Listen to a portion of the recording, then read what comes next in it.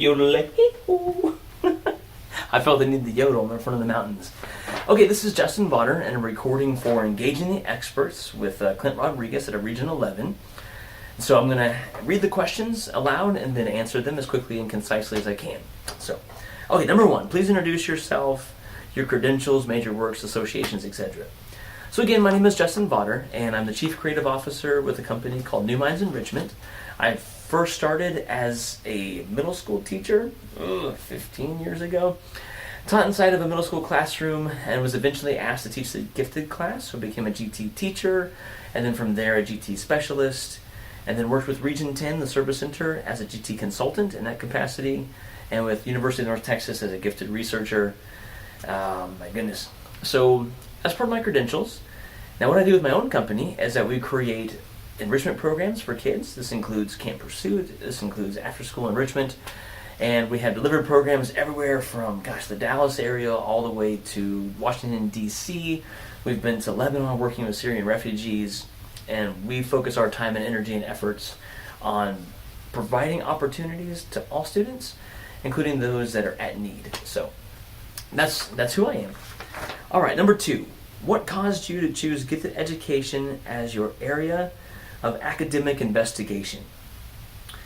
So, man, growing up, I grew up in New Mexico, and so part of a small town, and I had to kind of find my own interests, my own passions. So even through high school, I would go to my regular core classes, but then, man, I would just load up on doing everything I possibly could. All the extracurriculars. I think whenever, at the end of the day, you look at it, I was in the newspaper, speech and debate, drama, band, theater, anything I could possibly squeeze in, I possibly could. So I didn't know anything about gifted education until becoming a teacher and then later being asked to teach the gifted students. And so when I first started teaching the gifted students, it hit me. I was like, this is my place. This is my... It was this innate hunger to learn more, and at the same time, man, what that goes hand in hand with struggles and challenges that you have with not quite fitting in. Okay, so without getting into too much information, that was really where I was at, liking to learn and liking bad grammar, and then simultaneously not quite fitting in. And as I started at UNT, I started up on a PhD in educational psychology with a focus on gifted and talented. And so that really just launched this whole piece about, man, there is research behind this. There are books and researchers that we can look at, and a whole rich history. So, I hate to say that I just fell into it, but I did kind of just fall into it. But man, when it jams with you, your whole life force just resonates. So that's how I got into it. Okay, number three. What are the most important unanswered questions in the field of gifted education? Man, okay, so I would say probably a lot to do with IQ. So I'm going to take intelligence quotient real fast and just say, because IQ, if you think about it in concept, is a number that only makes sense when compared to somebody else, right? So getting to this unanswered question, what is the value of IQ? And really, probably the ultimate question here, the one that's being teased out right now, is how does that translate to getting things done and pursuing your passions and finding the career choice and having happiness? Is there a correlation between IQ and the amount of money that you make? Okay, so they know that. And the correlation line is pretty straightforward until you hit a certain IQ point, and all of a sudden, boom, it scatter shots. So we can't say it's money. We can't say the higher IQ is, the more money you're likely to make. Simultaneously, is it social intelligence? Is it emotional intelligence? So what I like, and what's being teased out right now, is called the dual process theory, and it's the question of, probably to oversimplify, but it's the question of intelligence put into action when it's towards a goal that we have, that we're interested in and invested in. How does that translate? And how do we, here's the real kicker, how do we nurture that? Dude, don't just dip a kid inside of an IQ test and say, oh, you got a 96, and dip this kid and get a 115, and then this kid and get a 150. That may tell you some stuff, especially as you go towards extremes of the bell curve, but I don't think it's going to tell you how that kid's going to thrive or be able to identify things that they're interested in. So, okay, so I've taken a lot of heavy concepts and hopefully wrapped them into something cohesive. I'll just end that by saying the focus on non-cognitive skills. What are they and what are the long-term impacts or effects? Okay, number 4. In your view, what are the most important outcomes gifted education services should strive to achieve? All right, okay, fair enough. Good question. Dude, I'll be super simple. I think gifted services should simply support learning and foster the social needs necessary to achieve and learn at a higher level, simply put.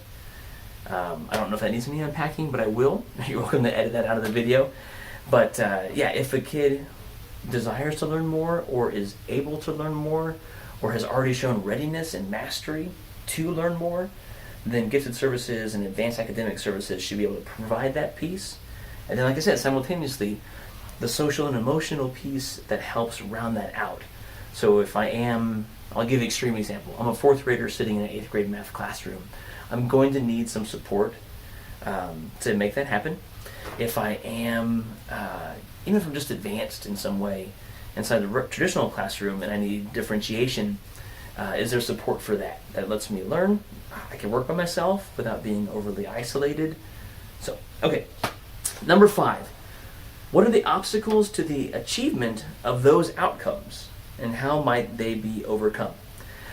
Fair enough. I think a lot of times if we try to overcomplicate gifted services, like if we don't look at those two things, again, 2 things being achievement and then the social emotional platform to help them be able to achieve. If we don't look at those 2 things, we kind of lose sight of what the purpose of the program is. And so what we might do is we'll look at psychometrics. So we'll offer a cognitive abilities test, and then based on a particular number, we'll say this kid is or is not able to receive those services. So maybe you can kind of begin to see the irony there, which is I've got a kid who wants to learn more about mathematics. Sorry, I can't provide that for you because of a certain number. Okay. I'm way oversimplifying, and you're totally welcome to push back on me. But that's one thing I would say is the gatekeeper piece as far as who is identified for a program.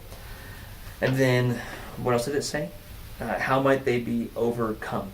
Oh, sure, fair enough.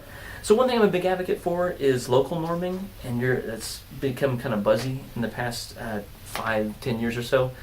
But more than buzzy, I hope it stays and sticks. What you're really saying is I can look at your score on a test, so I'll go back to the test thing. I've got to provide some kind of a metric. So I can look at your score compared to the entire nation, or I can look at your score compared to the district, or I can look at your score compared to peers, grade level. That's incredibly helpful, because even in a district, like let's say that spans the full gamut from upper middle class all the way to lower class, what you have is you have a campus that's on one side of town and a campus on the other side of town. If you have created an indicator, let's call it a gatekeeper, and you've given it a number, then if a kid scores that number over here and over here, that means 2 totally different things. Okay? All right, okay, I ramble.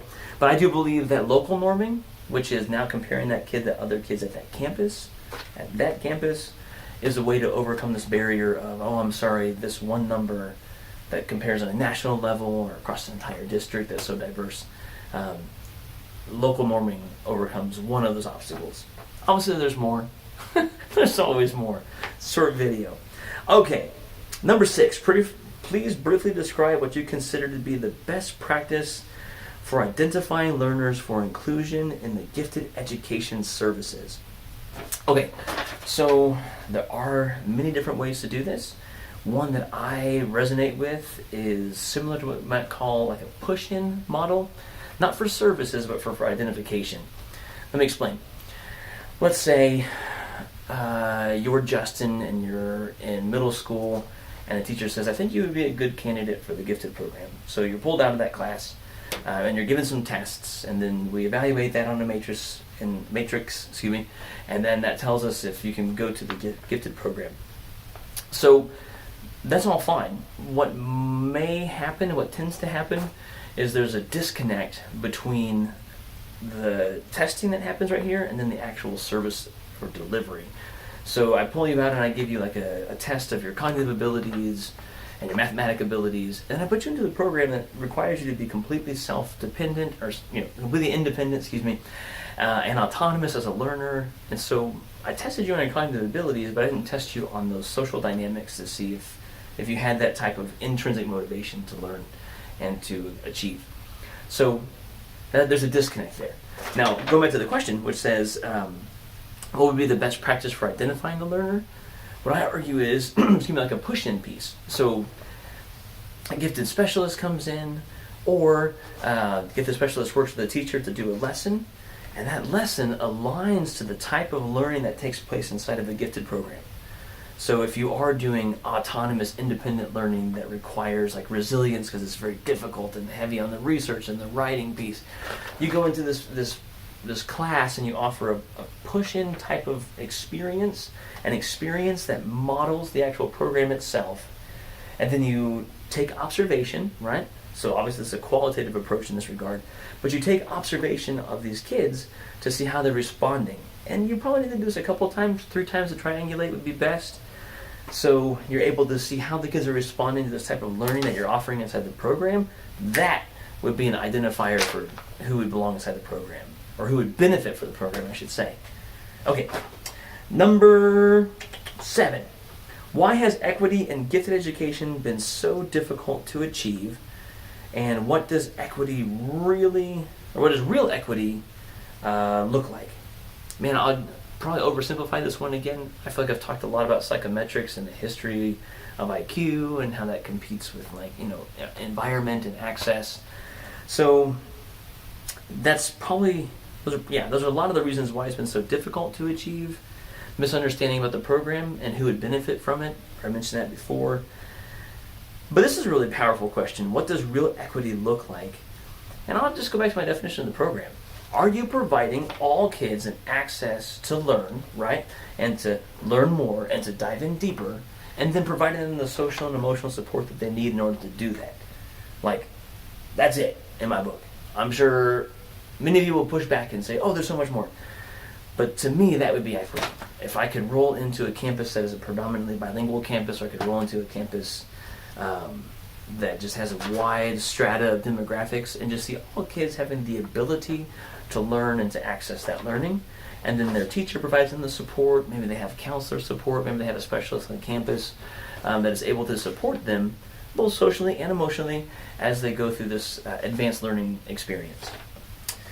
Number 8, what is the biggest misconception educators and or administrators responsible for gifted education have about their field or their students? Aww, that makes me generalize so many people. Okay, you know what? I think I can boil this down to probably one. I'm going to take the person out of it, right? I'm not going to point fingers at a person in particular or a group of people. I'll just say this. A lot of times the misconception comes up that if you are identified as gifted, you don't need any support. And I'll go back to my argument again about the academic and the social emotional piece. Let's just go with one at a time. So just because I've identified you as gifted does not mean you don't need help in the academic piece. Yes, you still need direct instruction. You need opportunity for asking to ask questions and have that answer. You may even need tutorials, right? And even if you're like, oh, but you're on level, let's say, every kid has the opportunity. Every kid should have the opportunity to learn and to be challenged, and so you definitely need to have the academic piece in there. So once again, to reinforce the question, the misconception is just because you're identified for a gifted program, you no longer need that academic support. And then the social side comes in too. I'll over simplify on this one, but a kid who's identified for a gifted program, oh, gifted kids are always kind of weird and different. Oh yeah, right? No one wants to walk around being like weird and different. I mean, maybe as we become adults, it's we embrace this kind of stuff. But as kids, like you want to be accepted by your peers, and you want to be liked, and you want to be loved, you want to be reassured. So if you're the kid that gets pulled out of class for a program, and all the other kids are like la-di-da-di-da-di-da, you're going to need to know some like positive self-talk to get you through those kind of things. You're going to need to know some self-advocacy techniques, and you're also going to need someone to help advocate for you as well. So yeah, wrapping all that up, I would say the biggest misconception is that if you're identified as gifted, that means that you've got it, you're golden, and you don't need any of the supports. So if you could change one thing about how gifted learners are educated, what would it be and why? So I would say a tiered pathway for identification, and then tiered services. So tiered multiple pathways is probably another way to say it, meaning I'm looking for multiple ways to identify a kid. How do they do inside of a group? Are they showing an interest in learning? Are they self-motivated? Are they showing a high cognitive ability? Right? I'm taking all these into consideration for identification for the program and how it matches. So that's that part. And then the tiered services. To explain that one, probably just a real quick, easy strata would be like tier 1 is I've got a kid inside of a classroom who wants more challenge, and that can change day to day, right? So you're doing great at fractions and you need an extra challenge. I've got tier 1 services to provide differentiation and support. The next day you may not be doing so hot at the next math lessons, and so you need to not have the pull out extra enrichment piece. That's tier 1. Tier 2 would be more of like direct services, so a specialist is working with you. Maybe you're getting pulled out for a program, maybe you're getting the push-in type model where they're coming into the classroom, maybe you have your own class that you go to. So this is really a chance for you to dive in deeper with more depth and complexity. You probably heard those terms. That's like tier 2. And then tier 3 in my mind is, this is, call it extreme if you want to. It's not that extreme. But like acceleration, that could be subject acceleration or content or full grade level acceleration. So you are crushing it in math, you're struggling in writing. We're going to bump you up 3 grade levels for mathematics, and we're going to keep you on grade level for your writing and reading instruction. It happens all the time, but that's obviously a more specified level of intervention. So I hope I answered that question clearly, is what would it be if I could change it? And that would be what it would be. I would say it would be that we're identifying them through multiple pathways and then offering tiered services. Okay, what will gifted education look like in the next 20 years or so? And is this a good or a bad thing? Okay, wow, another powerful question. Okay, so you're welcome to zone out on this part. But there's philosopher Hegel, and he talks a little bit about, he never mentions the word dialectic, but we use it in conjunction with Hegel. All that simply means is that we go back and forth, kind of like a pendulum almost. Now, if you've been in education for a while, you know that there's a pendulum in certain things. We should have an open classroom. No, open classrooms are terrible. We should have a closed classroom. And then that pushes back again. Need a more simple example? We should wear bell bottoms. No, we should wear tight pants. No, we should have some kind of loose-fitting jeans, tight pants, right? It just goes back and forth. So why am I saying this? Because you're asking me to predict the future. Yeah, all right, good luck, Justin. But I will say this: the burgeoning the burgeoning of gifted education was really focused on the individual, right? So individual differences. This is Terman, right, in his study, even farther back than that, like Binet, is looking at the individual differences, and really, I think we then can trace that and say we moved over to more of an egalitarian, equality kind of piece, especially in the 1960s and 70s, right? And then that began, and this is where we started getting into Csikszentmihalyi and flow states, and what does it mean to be gifted, and how do we define these things, and what is the application of our gifts? So some cool stuff came out of that. And we begin to move a little bit more back into it's an individual difference kind of piece, and some people have it, some people don't. We get the rise of social emotional development and the Pachowski's revisit of Dabrowski's work with Susan Daniels. And so now the pendulum is moving again in this direction towards equality and equity. And how do we identify all learners? And Scott Barry Kaufman has a whole piece about that dual process theory, about the application of intelligence and what does that look like. And so if I were to predict, and if I had my dream world, it would be this, just expanded upon. But if I were to be a prognosticator and say it's going to go back the other direction, so I'll just say I would warrant people to always look at the whole child. Right, we get individual data sets, our observation, psychometrics, as data gets better, right? We can look at fMRI and we can see how the brain is functioning. Those are all individual data sets that are great. but continue to look at the whole child through a holistic approach. And I hope you can feel that as a pattern through all my answers that I've had. So, okay, well, thank you for this opportunity. I hope I haven't bored you to tears. But of course, if you have any questions, the company is NuMinds Enrichment, and you can find us at NuMindsEnrichment.com. And Justin Vawter is mine. My email is justin@numian.com.